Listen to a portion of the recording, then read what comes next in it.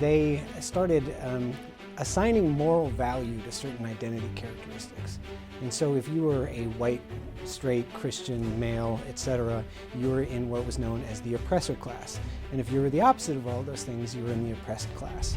You're watching Restoring America, where we shine a light on the fundamental values of this country and all the reasons why they're worth saving. This week, we're going to talk about whether the left is losing ground in the culture war. I'm Kaylee McGee-White, and this is Restoring America.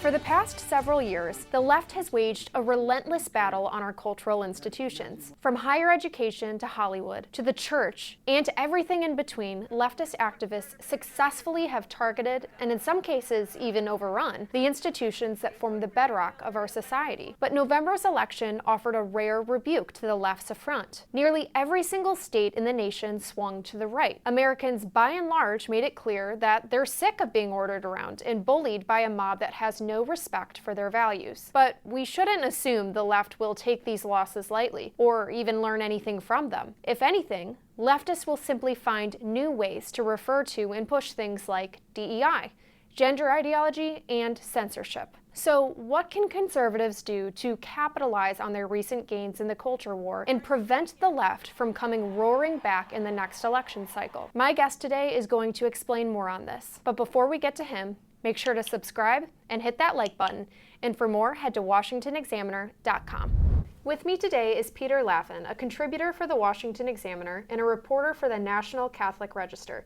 Peter, thanks so much for joining. Thanks for having me, Kaylee. You've written a lot about how you've previously been pretty pessimistic about conservatism's chances in the culture war and about how the left has really dominated that space for a long time. Was there anything about the past few months, this election cycle, that has changed your mind in that regard? Yes. It's more to do, however, the fact of how Donald Trump won, not just that he won. So the left has defined the terms of the culture war debate for the last 10 years. And by that I mean they started assigning moral value to certain identity characteristics. And so if you were a white, straight, Christian, male, etc., you were in what was known as the oppressor class. And if you were the opposite of all those things, you were in the oppressed class. And how this translated politically was that Donald Trump and the MAGA Republicans were meant to speak for and stand for all of the oppressors, and the Democrats, who had a black woman candidate, just the opposite.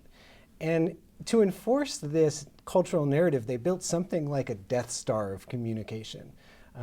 They had every single cultural institution reading off the same script, saying the exact same thing. They had Hollywood, they had the news media, they had academia, K through 12 education, and on and on and on. Sports leagues were all suddenly saying the exact same thing. And so when I was pessimistic about it, I was looking at this Death Star thinking, wow, how can this possibly be defeated? But just like the Death Star in Star Wars, there was a fatal flaw in the design. And the fatal flaw was, in order for it to work, in order for it to be operational, all of the voters in the oppressed class had to vote a certain way. And if that changed, it was going to detonate from the inside. And that's exactly what you saw in this election. So it wasn't as if Donald Trump won because there was a huge white turnout. It was, no, he won a 41% improvement with Hispanic men. These crazy numbers like that of people who are supposedly in the oppressed class switching over. And now that that's happened, we just can't take their whole paradigm, we can't take their moral terms seriously. So yeah, my mind has been changed. It's an incredible comeback. And it seems like there is an opportunity now for conservatism to gain back some of the ground that it has lost in the recent decade or so. And specifically with the Christmas season coming up, I see some of the institutions that have been under attack for a long time playing a key role in that. So what do you think even the church could do to help conservatism regain some ground in the culture war? That's a great question. And I think it's a very delicate, very precious time for the American church as it involves itself in politics and in culture in this way. Most experts would say we've passed what's known as Christendom, the time where Christianity was the dominant moral, cultural force in America. And it's been rejected and replaced by something else. And now it feels as if we're getting a second look. C.S. Lewis would describe this as it's much more difficult to win back somebody who's divorced you than it is to court somebody for marriage for the first time. And that's kind of what Christianity, Christians, people of traditional values are attempting to do right now. We've been rejected, and now we're trying to win back the hearts of the people who rejected us. And they're giving us a second look, so it's this incredibly sensitive time. There's a few ways I think that we need to pivot and be a little bit better about understanding which time, which era we're in. Maybe we could do a better job of leading with the goodness and the beauty of traditional values of the church. I loved the opening in Notre Dame last week for this reason. Like, look at this magnificent building that only somebody deeply in love could have made. I loved showcasing that as part of this vibe shift. I thought that was straight from God. That was perfect. And the goodness, and as we know in Scripture, they'll know us Christians by the way we love one another. And so now's the time to really love one another and really show how beautiful this life is, how beautiful traditional values are. And when we talk about the truth of things, when we make our arguments again, let's be simple. Let's reintroduce ourselves. What do we mean by the word God? Who is Jesus? Who are these words that everybody's familiar with but maybe doesn't understand? And let's be very humble and let's explain things very simply in order to draw people back in. Do you think that there's anything else politically that conservatives and even the incoming Trump administration can do to capitalize on the recent ground that they've gained and to prevent the left from coming roaring back just the next election cycle? Sure. It seems that we're entering a dark space with the cultural left now that they know they've lost, and they know they've lost.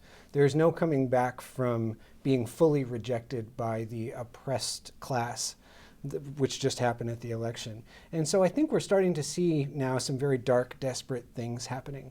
For instance, the CEO of United Health is shot, and there is a real debate on the left right now over whether the guy who did this is a hero.